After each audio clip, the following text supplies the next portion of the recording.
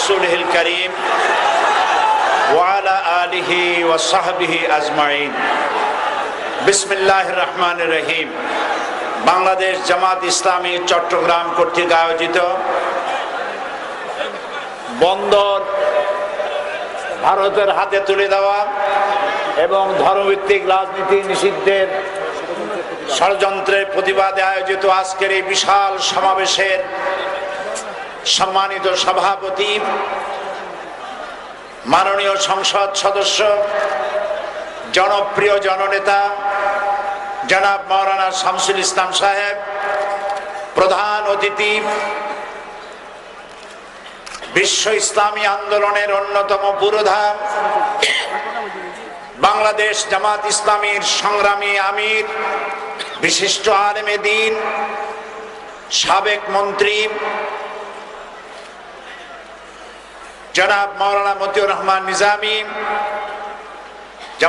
বাংলাদেশ জামাত ইসলামীর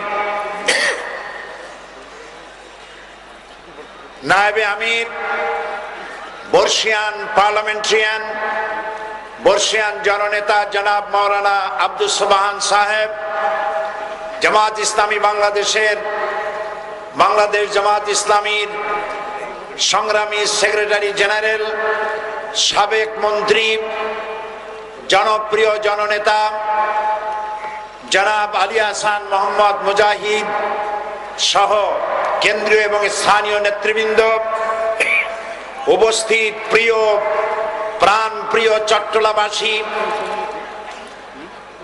বন্ধু সাংবাদিক বৃন্দ,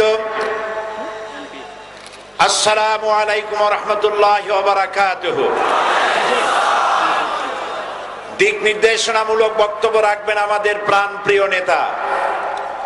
আমি সংক্ষেপে একটি বিষয়ের উপরে কথা বলবো, বাকি সব বিষয়ে কথা বলবেন আমাদের নেতা। ধর্মভিত্তিক রাজনীতি নিষিদ্ধ ঘোষণার যে পায়তারা করছে গভর্নমেন্ট, সেই ব্যাপারে কিছু কথা আমি বলতে চাই। এই ভূখণ্ডে আরব দেশ থেকে ইসলাম প্রচার করার জন্য দুই দিক থেকে লোকেরা এসেছিলেন।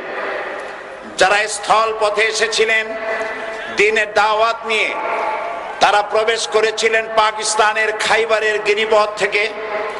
আর যারা নৌপথে এসেছিলেন তারা সমুদ্রের ভিতর থেকে এসে চট্টগ্রামের মাটিতে সর্বপ্রথম নারায়ে তাকবীর আল্লাহু আকবার আওয়াজ তুলেছিল এই জমিন থেকে।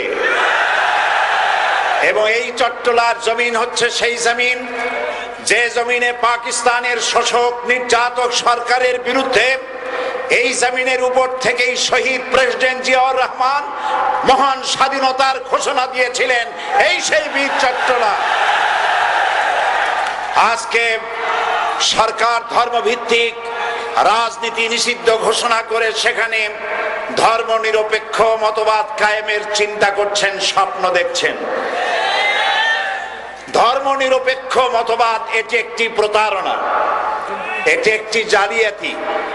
নাস্তিক এবং পাগল ছাড়া কেউ ধর্ম নিরপেক্ষ হতে পারে না।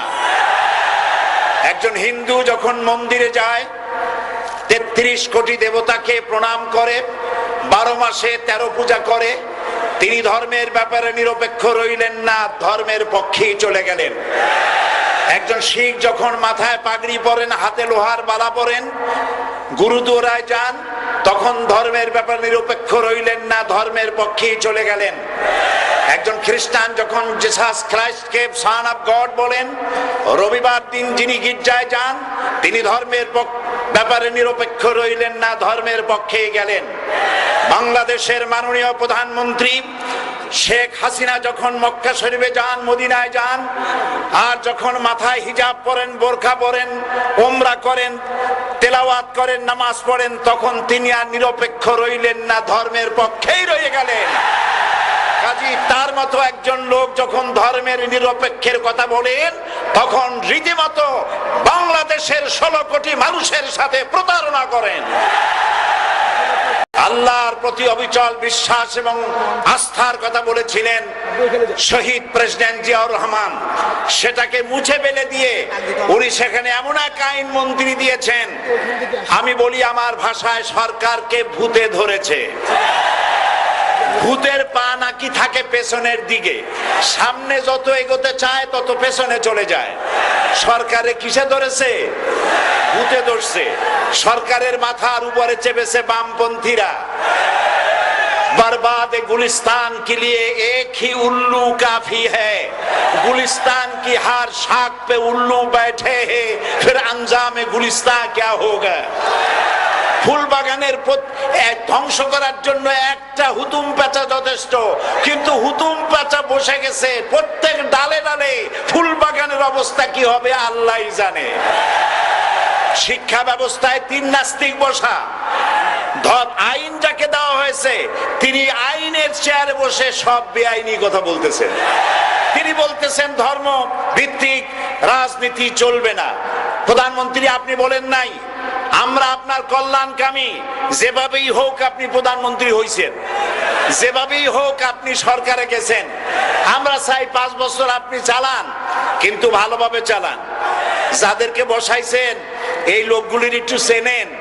এই লোকগুলি হচ্ছে তারা যারা আপনার পিতা স্বাধীনতার স্থপতি প্রেসিডেন্ট মরহুম শেখ মুজিবুর রহমান, যার জনপ্রিয়তা ছিল আকাশচুম্বী, সে আকাশচুম্বী জনপ্রিয়তা থেকে মাটির সাথে ধসিয়ে দিল কারা? তাদেরকে আপনি মন্ত্রী বানিয়েছেন। আপনার পিতার যে দশা তারা করেছিল, এরাও আপনার সেই দশা করে ছাড়বে। তার প্রমাণ হচ্ছে মন্ত্রী বলছে ধর্মনিরপেক্ষ ধর্মভিত্তিক রাজনীতি চলবে না। আপনি বলেন নাই, উনি বলেছেন। আপনি প্রতিবাদ করেন নাই। আপনার প্রতিবাদ না করাটাই ওই বক্তব্য আপনি সমর্থন করেছেন বলে প্রমাণিত হয়ে গিয়েছে। ধর্মভিত্তিক রাজনীতি নিষিদ্ধ ঘোষণা করবার মতো দুঃসাহস করবেন না।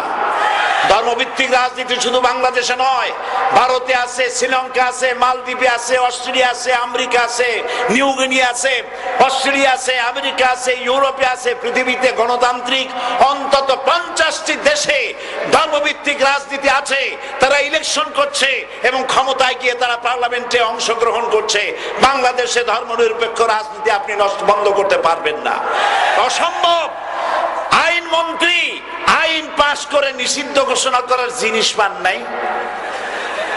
আপনি আইন পাশ করে নিষিদ্ধ করুন, সোনার ছেলেরা টেন্ডারবাজি করতে পারবে না, নিষিদ্ধ। মাস্তানি করতে পারবে না, মেয়েগুলারে SMS করতে পারবে না ফ্রি টক টাইমে, শয়তানি বদমাশি করতে পারবে না, ওজনে কম দিতে পারবে না, খাদ্যে ভেজাল দিতে পারবে না। এইসব নিষিদ্ধ করতে পারবেন না। নিষিদ্ধ করার জিনিস পায় না, ধর্ম নিষিদ্ধ করো। তার মানে ধর্ম নিষিদ্ধ করতে পারলেই বড় বড় বোতল খাওয়া যায়। ধর্ম নিষিদ্ধ করতে পারলেই চুরি করা যায়, ডাকাতি করা যায়, বদমাশি করা যায়। আমার সম্মানিত সেক্রেটারি জেনারেল বলেছেন ক্লাস 9 এর ছাত্রকে অস্ত্রের মামলা দিয়ে রিমান্ডে নেওয়া যায়।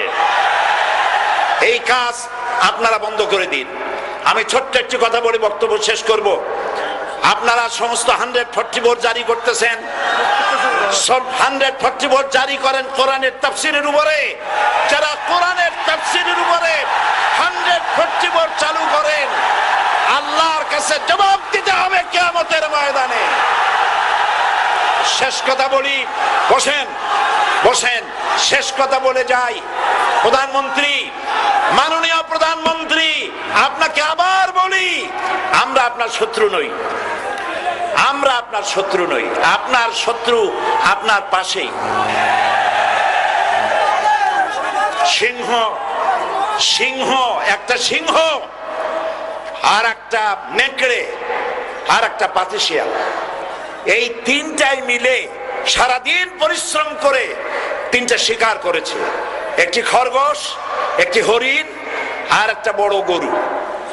সিংহ বলছে আমি পরিশ্রম করে আমরা 3 জনে শিকার করছি, কিন্তু আমার নিয়ম হলো বিচার ব্যবস্থা না করিয়া, ভাগ না করিয়া খাওয়া আমি পছন্দ করি না। তো আমি প্রথমে দায়িত্ব দিলাম নেকড়েকে, আয় নেকড়ে ভাগ কর।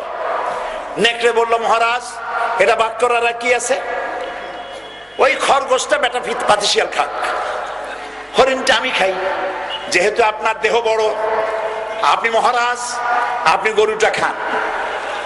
সিংহের মেজাজ খারাপ, বেয়াদব, এই ধরনের অসম বন্টন নীতি কে তোকে শিখালো? এক থাপ্পড় মারছে, নেকড়ের কল্লা উড়ে গিয়ে 50 হাত দূরে পড়ে গেছে।